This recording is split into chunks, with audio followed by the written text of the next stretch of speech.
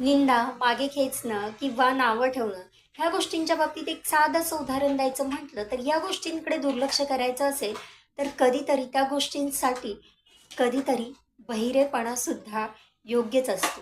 आता याला काहीशी अनुसरून आध्यात्मिक प्रवासात एक गोष्ट वाचनात आली. बेडकांची एकदा स्पर्धा लागते झाडावर चढण्यासाठी. हो, काही बेडकं प्रयत्न करतात पण खाली येतात.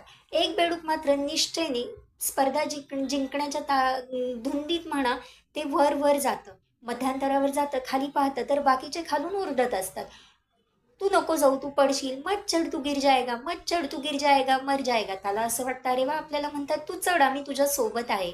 बेडूक अगदी वर जातं आणि खाली पाहतं तरी त्याला तेच आवाज येत असतात, म्हणजे त्याला जाणवतं की काहीतरी बोलतात, पण खरं तर ते बेडूक बहिरं असतं. मग म्हणूनच प्रयत्न, सफलता आणि यश याच्यासाठी बहिरेपणा महत्वाचा